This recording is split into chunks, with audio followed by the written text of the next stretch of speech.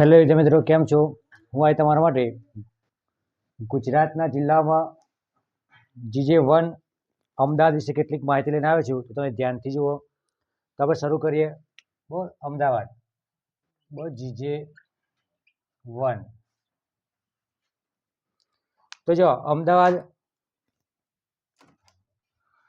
અમદાવાદની સ્થાપના ઈસવીસન 1411માં થઈ હતી. અમદાવાદની સ્થાપના ઈસવીસન 1411માં થઈ હતી. પણ એના પહેલાંનો આપણો પ્રાચીન ઇતિહાસ જોઈએ, એના પહેલાંનું નામ જોઈએ આપણે. તો અમદાવાદનું પ્રાચીન નામ રાજનગર હતું. યાદ રાખવાનું, અમદાવાદનું પ્રાચીન નામ રાજનગર. સૌ પ્રથમ અમદાવાદમાં આશા ભીલ નામના રાજાનું રાજ હતું. આશા ભીલ નામના રાજાનું નામ એનો મતલબ છે કે જે આશા ભીલ નામનો રાજા હતો, બરોબર, એ ટીમ્બા ગામનો હતો, અથવા ટીમ્બો ગામ હતું. એનું જે ગામ હતું ને, એ ટીમ્બા ગામનો રાજા હતો. અને એને એવું કર્યું, એનો વિસ્તાર વધારી, બરાબર, એક નવું રાજ્ય બનાવ્યું અને એને નામ આપ્યું આશાવલ્લી. ટીમ્બા ગામનો વ્યક્તિ હતો, ટીમ્બા ગામનો રાજા હતો, આશા ભીલ. એ આશા ભીલ એવું કર્યું, એક નવું નગર વસાયું. અને એ નવું નગર વસાયું અને એને નામ આપ્યું આશાવલ્લી. અને એ જ સમયગાળામાં પાટણ ઉપર સોલંકીનું રાજ હતું. એ જ સમયગાળામાં પાટણ ઉપર સોલંકીનું રાજ હતું. અને સોલંકી વંશના કર્ણદેવ સોલંકીએ સોલંકી વંશના રાજા કર્ણદેવ સોલંકીએ બરાબર આશા ભીલ ઉપર આક્રમણ કર્યું. આશા ભીલ ઉપર આક્રમણ કર્યું અને આશા ભીલને હરાવ્યો. આશા ભીલને હરાવી અને એમને આશાવલ્લી પોતાના હસ્તક કર્યું. અને એ આશાવલ્લીનું નામ બદલી કર્ણાવતી નગરની રચના કરી. આશા ભીલને હરાવી આશાવલ્લી રાજ્ય પોતાના હસ્તક કર્યું અને એનું નામ બદલી કર્ણાવતી નગર બનાવ્યું. જો રાજા પૂછાય તમારે, તો સોલંકી વંશના રાજા કર્ણદેવ સોલંકી. કર્ણદેવ સોલંકીએ આક્રમણ કર્યું અને આશા ભીલને હરાવી કર્ણાવતી નામનું નગર વસાવ્યું. ત્યારબાદ મુઘલો આવી છે ગુજરાતમાં. અને બાદશાહ છે અહમદ શાહ. અહમદ શાહ ગુજરાતમાં આવે છે. એનું શાસન દિલ્હીમાં હોય છે. પણ એ ગુજરાત ઉપર આક્રમણ કરે છે. એ વખત કર્ણાવતી નામ હોય છે. અમદાવાદનું નામ કર્ણાવતી નગર હોય છે, બરાબર. પણ એ વખત રાજા અલગ હોય છે. કર્ણદેવ સોલંકી નહીં હોતા. જે રાજા હોય છે ભીમદેવ સોલંકી, બરાબર, એ પાટણની ગાદી બેઠા હોય છે. એટલે એ આક્રમણ કરે છે અને જે તે વખત જે રાજા હોય છે એમને હરાવે છે. એ સમયે બાદશાહ અહમદ શાહ અમદાવાદ નગરની સ્થાપના કરી છે. પણ એનું કારણ છે અહમદ શાહ રાજા એકવાર નીકળ્યા હોય છે. ગુજરાત ઉપર આક્રમણ કરી જીત્યા હોય છે. પણ એ અમદાવાદ જે એરિયા હોય છે એથી નીકળતા હોય ત્યારે જોવી છે કે એક સસલું છે ને એ કૂતરાના પાયા દોડે છે, બરાબર. નોર્મલી હોય છે એવું કે કૂતરું સસલાના પાયા દોડે, બરાબર. સસલું દોડતું હોય એટલે એને જીવ બચાવવા માટે દોડતું હોય, કૂતરીને પકડવા દોડતું હોય. પણ એ ઊંધું જોયું નહીં. કૂતરાના પાછળ સસલું દોડતું હતું. એટલે કદાચ એને એવું જોયું કે સસલાની બીકથી કદાચ કૂતરું દોડે છે. એટલે એને એવું લાગ્યું કે આ જગ્યા છે જેમને અમદાવાદ નગરની સ્થાપના કરી. એટલે એને વિચાર્યું કે જો આ જે જગ્યા છે, બરાબર, એ જગ્યા પવિત્ર કહેવાય. કે જો અહીંયા જે વ્યક્તિ મારનારો છે, જો એ પોતે દોડતો હોય, બરાબર, તો આ જગ્યા પવિત્ર કહેવાય. એટલે એને કર્યું ત્યાં અમદાવાદ નગરની સ્થાપના કરી અને તેને પોતાના રાજ્યની રાજધાની બનાવી. યાદ રાખજો, અહમદ શાહે અમદાવાદ નગરની સ્થાપના કરી અને પોતાની રાજધાની બનાવી. અને એ સિવાય 4 વ્યક્તિઓ હતા અમદાવાદની સ્થાપના કરી. એ 4 વ્યક્તિઓ ઈંટો મૂકી હતી. તો 4 વ્યક્તિઓમાં તમારે આ ખાસ યાદ રાખવાનું. જો 4 વ્યક્તિઓ હતા ઈસવીસન 1411, 26, અમુકમાં 26 નવેમ્બર આપી છે અને અમુકમાં આપી 14 એપ્રિલ. મોટા કે ત્યાં 14 એપ્રિલ યાદ રાખવાની. 14 એપ્રિલ ઈસવીસન 1411માં અમદાવાદની સ્થાપના કરી. સંત 4 વ્યક્તિ ઈંટ મૂકી. એક હતા સંત શેખ અહમદ શાહ ખટુ ગંજબક્ષ, બરાબર. આ એટલા માટે યાદ રાખવાના કે અહમદ શાહના ગુરુ હતા. 2-3 પરીક્ષામાં પૂછાય છે કે અહમદ શાહના ગુરુનું નામ શું હતું, બરાબર. તો સંત શેખ અહમદ શાહ ખટુ ગંજબક્ષ. બરાબર. એ સિવાય મલિક અહમદ, અહમદ કાજી અને ચોથા હતા પોતે બાદશાહ અહમદ શાહ. બરાબર. તો જો આજે 4 ઈંટો મૂકીને એનું કારણ હતું. બરાબર. જે વખત અમદાવાદની સ્થાપના કરવાની હતી, બરાબર, તો અહમદ શાહે એવું વિચાર્યું કે હું એવા વ્યક્તિઓ લાવું, બરાબર, કે જે દિવસ દરમિયાન 5 નમાજ પડતા હોય, બરાબર, 5 નમાજ પડતા હોય અને કોઈનું ખોટું ના કરતા હોય. બહુ અહમદ શાહ પોતે રાજા હતો, બરાબર, પણ એ કોઈ ખોટું નહોતો કરતો. જે રાજાના અંદર આવતું હોય તો કરવું પડે. બરાબર, આપણો રાજા હોય તો આપણે કોઈના પર આક્રમણ કરવાનું હોય, બરાબર, તમારે કરવું પડે, પણ કોઈ ખોટું નહોતો કરતો. એને વિચાર્યું કે હું એવા 4 વ્યક્તિઓ લાવું કે જે દિવસમાં 5 વખત નમાજ પડતા હોય, બરાબર. તો એક તેના ગુરુ હતા, બીજા મલિક અહમદ, અહમદ કાજી અને ચોથે પોતે હતો, બરાબર, કે જે દિવસ દરમિયાન 5 વખત નમાજ પડતા હતા. બરાબર, એટલે 4 જણા ભેગા થઈ, બરાબર, અલગ અલગ જગ્યાએ ઈંટ મૂકી છે. જો તો આ યાદ રાખવાનું, એલિસ બ્રિજના પૂર્વ છેડે માણેક બુરજ, બહુ માણેક બુરજની જગ્યાએ બહુ અમદાવાદની કોટની પહેલી ઈંટ મુકાઈ. બહુ અમદાવાદ શહેરની સ્થાપના થઈ, બહુ તો એ શહેરની પ્રથમ ઈંટ કઈ જગ્યાએ મુકાઈ? તો માણેક બુરજ. બહુ માણેક બુરજ એટલે આજનું તમારું માણેક ચોક. બહુ યાદ રાખજો, આજનું તમારું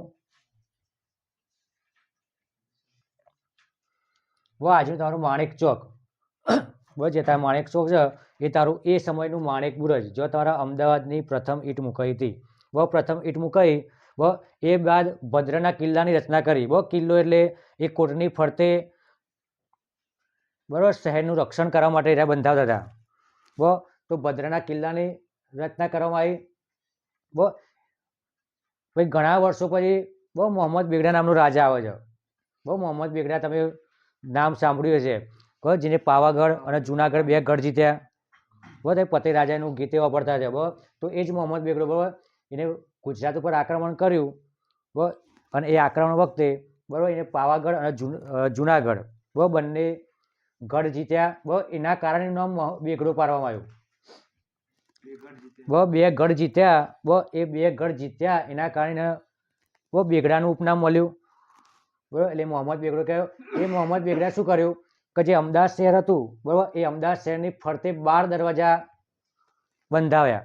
બહુ 12 દરવાજા એટલા માટે બંધાવ્યા કે કોઈ આક્રમણ કરે તો પેલા દરવાજા ભેદીને તમારે આવવું પડે. એટલે શહેરના રક્ષા માટે 12 દરવાજા બંધાયા. બરાબર, તમે એવું યાદ રાખવાનું.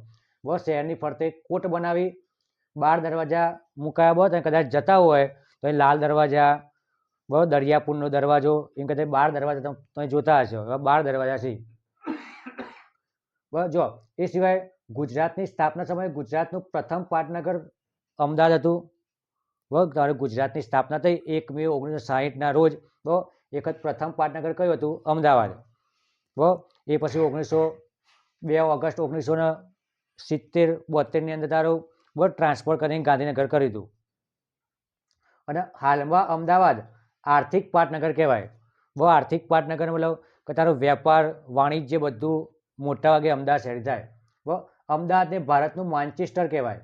જો માન્ચેસ્ટરનો મતલબ થાય એક કાપડ સાથે સંકળાયેલું છે. બરાબર, તો અંગ્રેજો સમયે અથવા એના પ્રાચીન સમયે, બરાબર, સૌથી વધુ જો ગુજરાતમાં કોઈ જગ્યાએ કાપડ વેચાતું હોય અથવા આખા ભારતમાં તમે ગણો ને તો એક મુંબઈ અને બીજા નંબરે અમદાવાદ. બરાબર, એટલા માટે ભારતનું માન્ચેસ્ટર કહેવામાં આવે છે અમદાવાદને. અને એ સિવાય ભારતનું બોસ્ટન પણ કહેવામાં આવે છે. ભાઈ જો અમદાવાદ વસ્તીની દ્રષ્ટિએ સૌથી મોટો જિલ્લો છે. બરાબર, અત્યારે હાલે સૌથી વધુ વસ્તી ગુજરાતમાં કોઈ જિલ્લામાં હોય તો એ અમદાવાદમાં. પછી આ એક એક્ઝામ પૂછે છે, ગુજરાતનું એકમાત્ર આંતરરાષ્ટ્રીય હવાઈ મથક છે. બરાબર, એ હવાઈ મથક, બરાબર, ગુજરાતનું, તો એ હવાઈ મથકનું નામ પૂછાયેલું છે. તો નામ યાદ રાખજો, સરદાર વલ્લભભાઈ પટેલ આંતરરાષ્ટ્રીય હવાઈ મથક. બરાબર, સરદાર પટેલ એવા ઓપ્શનમાં છે, સરદાર વલ્લભભાઈ પટેલ એવા ઓપ્શનમાં છે અને વલ્લભભાઈ પટેલ એ હશે. પણ આ રીતે તમારે નામ યાદ રાખવાનું, સરદાર વલ્લભભાઈ પટેલ આંતરરાષ્ટ્રીય હવાઈ મથક. બરાબર, અને એની સ્થાપના થઈ 26 જાન્યુઆરી 1991. બરાબર, વલ્લભભાઈ પટેલ આંતરરાષ્ટ્રીય હવાઈ મથક 26 જાન્યુઆરી 1991. પછી ગુજરાતની સૌથી મોટી હોસ્પિટલ, સિવિલ હોસ્પિટલ, આખા વિશ્વમાં સૌથી મોટી કોઈ હોસ્પિટલ હોય, બરાબર, તો એ સિવિલ હોસ્પિટલ છે. અને એનું નામ યાદ રાખવાનું, બરાબર, શેઠ હઠીસિંહ પ્રેમાભાઈ સિવિલ હોસ્પિટલ. બરાબર, આ એ પૂછાયેલું છે. બરાબર, સિવિલ હોસ્પિટલનું પૂરું નામ અથવા એને બંધાવનાર વ્યક્તિ, બરાબર, તો શેઠ હઠીસિંહ પ્રેમાભાઈ સિવિલ હોસ્પિટલ. બે હઠીસિંહ નામના વ્યક્તિ હતા. એમને સિવિલ હોસ્પિટલ બનાવવા માટે બહુ સારો એવો ફાળો આપ્યો હતો. પછી ગુજરાતનું સૌથી મોટું સરોવર નળ સરોવર. બહુ યાદ રાખજો, નળ અને નારાયણમાં ભૂલ ના પડે. જો નળ સરોવર આવે તો અમદાવાદમાં આવે અને નારાયણ સરોવર આવે તો કચ્છમાં આવે. બરાબર. પછી ગુજરાતનો સૌથી મોટો મેળો વૌઠાનો મેળો, જે ધોળકા તાલુકામાં ભરાય. સૌથી મોટો મેળો વૌઠાનો મેળો, જે ધોળકા તાલુકામાં ભરાય. અને 7 નદીનું સંગમ સ્થાન છે. કઈ કઈ? સાબરમતી, વાત્રક, હાથમતી, મેશ્વો, ખારી, માજમ, શેઢી. બરાબર. આ 7 નદીઓનું સંગમ છે. અને એ 7 નદીઓના સંગમના કાંઠે વૌઠાનો મેળો ભરાય છે. બરાબર. ક્યારે ભરાય છે? કાર્તિકી પૂર્ણિમાના દિવસે. યાદ રાખજો, ક્યારે ભરાય? તો કાર્તિકી પૂર્ણિમાના દિવસે. અને ત્યાં શું કામ કરવામાં આવે છે? તો પશુઓનું લેવેચ થાય છે. પશુઓનું લેવેચ થાય છે. એમાં ખાસ કરીને ગધેડાઓનું લેવેચ વધારે થાય છે. જો તમારે ગધેડા લેવા હોય, બરાબર, તો તમારા વૌઠાના મેળામાં જવું પડે. ગધેડાનું લેવેચ થાય. અને જો તમારા ઊંટનું લેવેચ આવે, બરાબર, ઊંટનું લેવેચ આવે તો તમારે કાર્તિકનો મેળો જવું પડે. સિદ્ધપુરમાં ભરાય છે. પાટણ જિલ્લો સિદ્ધપુરમાં. આ બે ભૂલ ના થાય.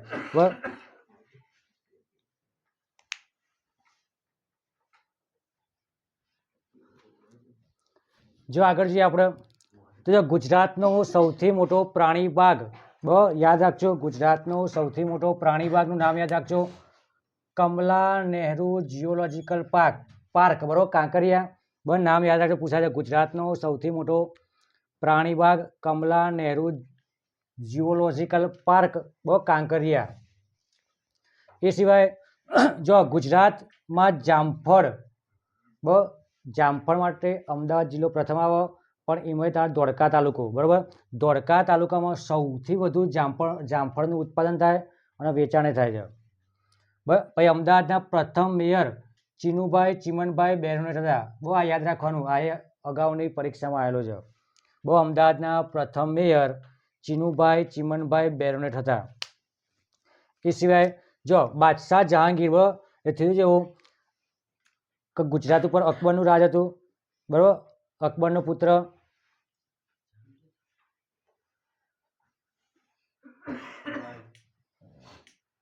બરાબર.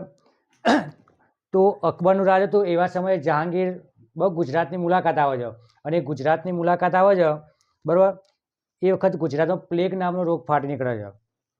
અને એ સિવાય જે મુઘલ રાજાઓ હતા ને, બરાબર, એ મુઘલ રાજાઓ મોટે ભાગે ગુજરાતની મુલાકાત એટલા માટે રહેતા, એને પ્લાનિંગ હતું.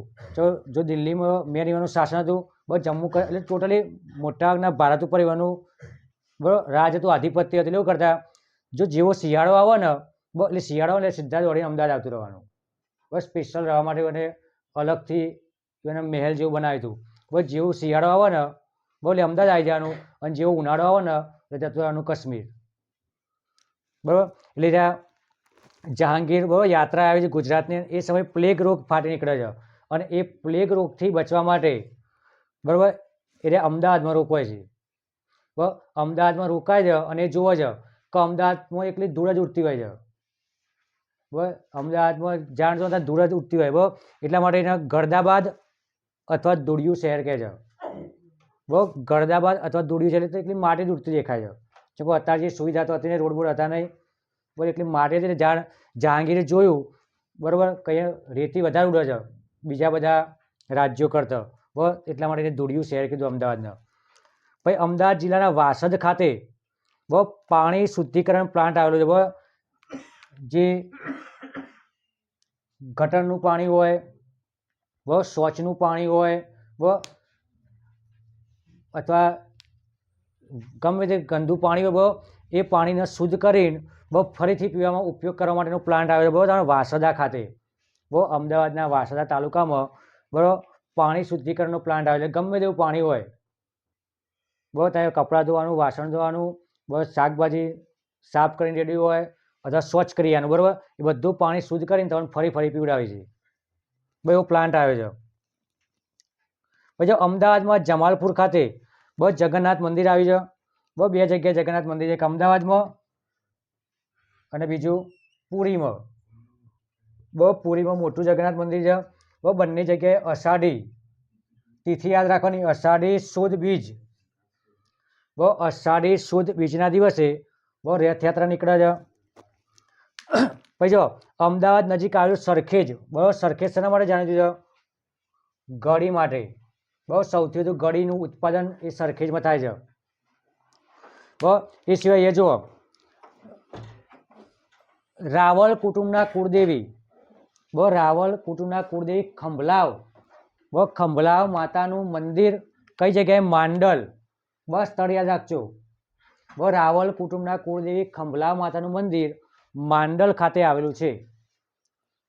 એ સિવાય ગુજરાતનો સૌથી પહોળો પુલ, જો સૌથી મોટો અને સૌથી પહોળામાં તકલીફ ના પડે. સૌથી મોટો આવે તો સરદાર સરોવર વાળો આવે, બરોબર. અને સૌથી પહોળો આવે તો સાબરમતી નદી ઉપર ઋષિ દધીચી પુલ. ઋષિ દધીચીના નામ ઉપરથી પુલની રચના કરી સાબરમતી નદી ઉપર, અને સૌથી પહોળો પુલ છે. એ સિવાય આ એલિસ નામના અંગ્રેજ અધિકારી એ આ પુલ બંધાયો હતો, બરાબર. જો ગુજરાતમાં સૌથી જૂનો પુલ હોય, બરાબર, અમદાવાદમાં એલિસ બ્રિજ આપણે કહીએ છીએ, તો એ એલિસ બ્રિજ એલિસ નામના અંગ્રેજ અધિકારી બનાવ્યો હતો. પણ આઝાદી પછી આપણે એ પુલનું નામ બદલીને શું કર્યું? સ્વામી વિવેકાનંદ. જે એલિસ બ્રિજ આપણે હાલે એલિસ બ્રિજ ઓળખીએ છીએ, પણ તમારે એવું યાદ રાખવાનું કે એ પુલનું નામ બદલીને શું કરવામાં આવ્યું? સ્વામી વિવેકાનંદ. જેની રચના હિંમતલાલ ધીરજલાલે કરી હતી. આ એલિસ બ્રિજ હતો, અંગ્રેજોના સમય બંધાયો હતો. પછીનું ફરી સમારકામ કરવામાં આવ્યું, અને સમારકામ કરી એનું નામ સ્વામી વિવેકાનંદ આપ્યું. અને જે સમારકામ કર્યું, ફરી રચના કરવામાં આવી, એ વ્યક્તિ હિંમતલાલ ધીરજલાલે કરી હતી. પછી જો હરકુંવરબાઈ શેઠાણી એ ગુજરાતમાં સૌ પ્રથમ કન્યા શાળાની સ્થાપના કરી. સાલ યાદ રાખજો, 1850. હરકુંવરબાઈ શેઠાણીએ ગુજરાતમાં સૌ પ્રથમ કન્યા શાળાની સ્થાપના કરી ઈસવીસન 1850માં. જેનું નામ શું રાખવામાં આવ્યું? મગનલાલ કરમચંદ કન્યા શાળા.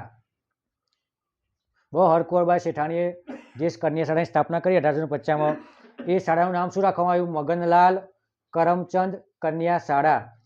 એ સિવાય હઠીસીના દેરામાં જૈનોના 15મા તીર્થંકર, આ યાદ રાખજો.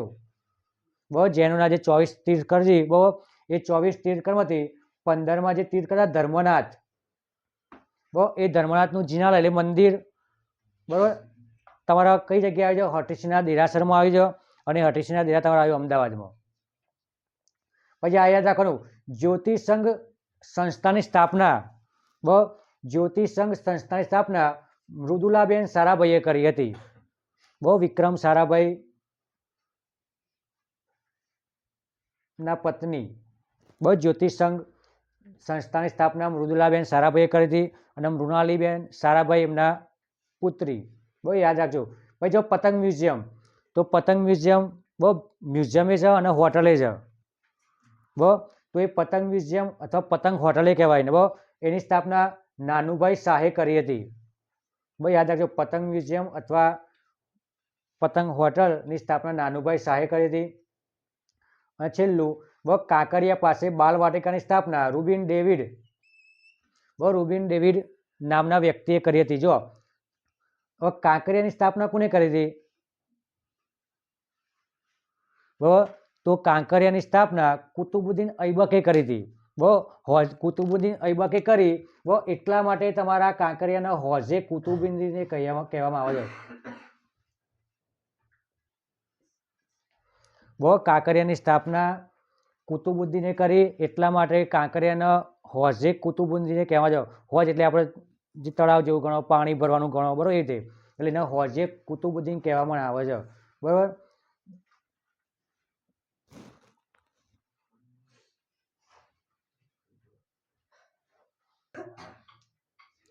જો અમદાવાદમાં કેટલાક બગીચા છે તો જોઈએ.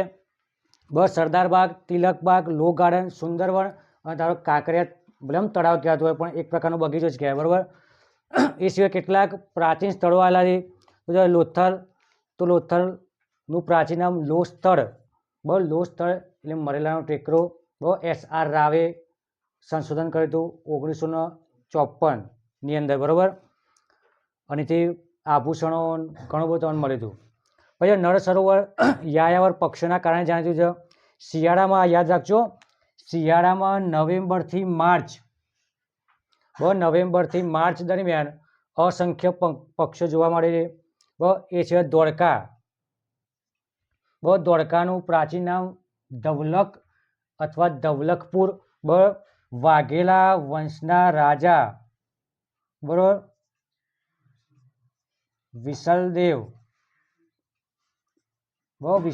વાઘેલાએ ધોળકાની સ્થાપના કરી હતી. અને એ સિવાય ધોળકામાં મિનળ દેવીએ બંધાયેલું મલાવ તળાવ જોવાલાયક છે. મલાવ તળાવ જોવાલાયક છે, જોવા જવું. ન્યાયનું પ્રતીક કહેવાય છે. ન્યાયના પ્રતીક માટે તારું મલાવ તળાવ બહુ પ્રખ્યાત છે. પછી ગંગુ વણઝારાએ વિરમગામ ખાતે ગંગાસર તળાવ અને મિનળ દેવીએ અર્ધ સહસ્ત્રલિંગ તળાવ અને એ સિવાય મુનસર તળાવ બંધાવ્યું હતું. યાદ રાખજો, ગંગુ વણઝારાએ વિરમગામ ખાતે ગંગાસર તળાવ, મિનળ દેવીએ અર્ધ સહસ્ત્રલિંગ તળાવ અને બીજું મિનળ દેવીએ મુનસર તળાવ બંધાવ્યું. એ સિવાય તમે જુઓ, સરખેજ ખાતે અહમદ શાહના ગુરુ શેખ અહમદ ખટુ ગંજ બખ્શનો રોજો આવેલો છે. રોજોનો મતલબ થાય ગુરુ મૃત્યુ પામ્યા અને એમના અવશેષો દાટે એના પર એક પ્રકારની ઇમારત બનાવી, જે આપણે મસ્જિદ જેવું કહીએ છીએ એ પ્રકારે. અને તો દર કોઈ તહેવાર હોય, કોઈ માનતા હોય તો ચાદર ચડાવી દે, બસ કબર જેવું. પછી ગાંધીએ દક્ષિણ આફ્રિકાથી પાછા ફરીને 25 મે 1915ના રોજ, યાદ રાખજો, 25 મે 1915ના રોજ પારડી ખાતે સૌ પ્રથમ કોચરબ આશ્રમની સ્થાપના કરી. ગાંધીજી આફ્રિકાથી પાછા તેને પહેલો આશ્રમ સ્થાપ્યો હતો 1915માં, કોચરબ આશ્રમ. પછી એના પછી 1917માં એને સાબરમતી આશ્રમ સ્થાપ્યો. પહેલો કયો સ્થાપ્યો હતો? કોચરબ આશ્રમ. એવું ના કહેતા કે ચમ આશ્રમ સ્થાપ્યો, ઘર નહોતું એવાનું પોરબંદરમાં? હતું જ. હતું, પણ એને બધો ત્યાગ કર્યો હતો. ઘર, પોતાની બધી સંપત્તિ એના ભાઈઓના પુત્રોને આપી દીધી. બરાબર ને? રહ્યા જીવ્યા તો અલગ અલગ જગ્યાએ આશ્રમો રહેતા હતા. પછી જો ચંદ્રભાગા નદી ઉપર ઐતિહાસિક દાંડી પુલ આવેલો છે. ચંદ્રભાગા નદી ઉપર ઐતિહાસિક દાંડી પુલ આવેલો છે. જે ચંદ્રભાગા નદી છે એના પર જે પુલ બનાવ્યો છે ને, એ પુલને દાંડી પુલ કહેવામાં આવે છે. એનું કારણ એવું છે, બરાબર, કે જ્યારે સાબરમતી નદી કિનારેથી સૌ પ્રથમ પ્રતિજ્ઞા કરી, બરાબર, એ પ્રતિજ્ઞા એને ચંદ્રભાગા નદી આગળ કરી હતી.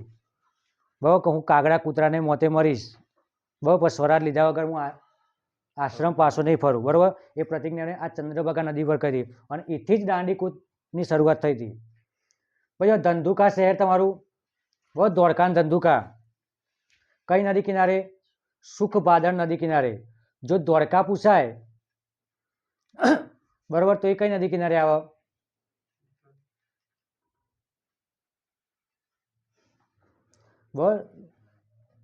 એ તમારું આવે બહુ આમ દક્ષિણ બાજુ તો ભોગાવ નદી કિનારે આવે.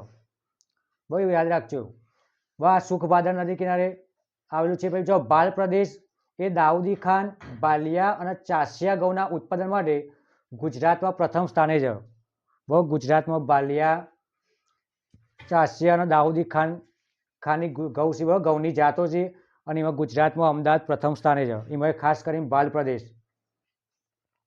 પછી અમદાવાદમાં બારેજડી ખાતે કાગળ બનાવવાનું કારખાનું આવેલું છે. અમદાવાદમાં એક જ જગ્યાએ આવ્યું છે, બરાબર, બારેજડીમાં કાગળ બનાવવાનું કારખાનું સૌથી મોટું નેપાનગરમાં છે, મહારાષ્ટ્રમાં.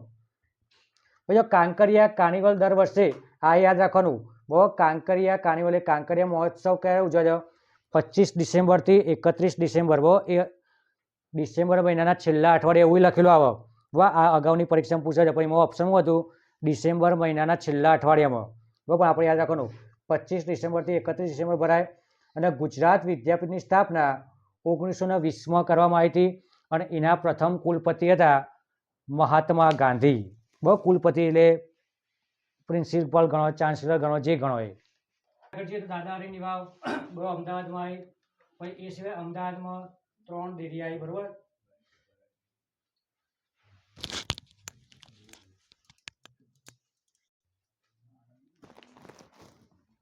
જો દાદા હરીની વાવ અમદાવાદ, અમદાવાદમાં 3 દેરી આવી, બરાબર. અજોડ દેરી, આબાદ અને ઉત્તમ દેરી. બરાબર. એ સિવાય જોવાલાયક સ્થળો તમે જોઈ લેજો. બરાબર. પરીક્ષામાં અવારનવાર પૂછાય. ભદ્રનો કિલ્લો, બરાબર, અહમદ શાહે બંધાવ્યો હતો. બહુ યાદ રાખજો. સીદી સૈયદની જાળી, બહુ સીદી સૈયદે બંધાવી હતી, લાલ દરવાજા જોડે છે. બરાબર. તમે લાલ દરવાજો છે ને ત્યાં તમને સીદી સૈયદની જાળી જોવા મળશે. બરાબર. આ ત્યાં ચારે બાજુ, બહુ વચ્ચે રૂમ જોયો, ચારે બાજુ જાળી મૂકેલી છે. પછી જો ઝુલતા મિનારા મસ્જિદ તો કુતુબુદ્દીન અહમદ શાહે બંધાવી. અને બસ સીધી સૈયદની જાળી છે ને, બધા એવું યાદ રાખવાનું. આપણી એક બસ ચલણ બનાવે છે, બરાબર, તો એના અંદર એક પ્રકાર ડિઝાઇન લીધેલી છે. બધા એવું યાદ રાખવાનું. એ સિવાય તમારું જે બહુ નગીનાવાળી કાંકરિયા તળાવ છે ને, બહુ એ કાંકરિયા તળાવ એ SBI બેંકના લોગોમાં દીધેલો છે. કદાચ તમે લોગો જોયો હોય તો આ રીતનો છે. બહુ આ રીતનો લોગો છે. બહુ આ રીતનો લોગો છે. બહુ કાંકરિયા તળાવનો, બહુ એ કાંકરિયા તળાવનો લોગો SBI બેંકે લીધો, એ યાદ રાખવાનો. પછી જો ઝુલતા મિનારા કુતુબુદ્દીન ઐબક શાહ અથવા કુતુબુદ્દીન અહમદ શાહ, બહુ બે નામ બોલાય છે. જામા મસ્જિદ, આ યાદ રાખજો, ગુજરાતની સૌથી મોટી મસ્જિદ. બહુ જામા જુમ્મા ઘણી બધી મસ્જિદો છે. અને જામા મસ્જિદ છે ને ગુજરાતની સૌથી મોટી મસ્જિદ છે, અમદાવાદમાં આવેલી. પણ અને એ જ પ્રકારની જામા મસ્જિદ તમારા પાવાગઢમાં છે, બરાબર. પણ સૌથી મોટી કઈ? અમદાવાદમાં આવેલી. પછી નગીનાવાળી જે કાંકરિયા તળાવની વચ્ચોવચ્ચ આવી છે. પછી યહૂદીઓનું એકમાત્ર તીર્થધામ સિનેગોગ, બહુ યહૂદીઓનું તીર્થધામ સિનેગોગ. પછી જો ગીતા મંદિર, બહુ ભદ્રકાળી મંદિર, બહુ કાલુપુર સ્વામિનારાયણનું મંદિર, બહુ વડતાલવાળાનું છે ને લગભગ. પછી બુદ્ધ ભવાની મંદિર અરણેજ, બહુ બળિયાદેવ મંદિર લાંભા, પીરાણા તીર્થધામ, બહુ હિન્દુ મુસ્લિમ એકતાનું પ્રતિક પીરાણા તીર્થધામ. પછી ગણેશ મંદિર ગણેશપુરા, ગોબર ગેસ પ્લાન્ટ દસકોઈ, બહુ યાદ રાખવાનું, મિથેન વાયુ મળે. અને એ સિવાય અમદાવાદમાં 10 તાલુકા છે, બરાબર. તો કયા કયા? અમદાવાદ સિટી, દસકોઈ, દેત્રોજ, માંડલ, વિરમગામ, સાણંદ, બાવળા, ધોળકા, ધંધુકા અને ધોલેરા. બરાબર. આ તમારો અમદાવાદ જિલ્લો હતો. જો તમને વિડીયો ગમ્યો હોય તો વિડીયોને લાઈક કરો, શેર કરો અને સબસ્ક્રાઈબ કરો. જય હિન્દ.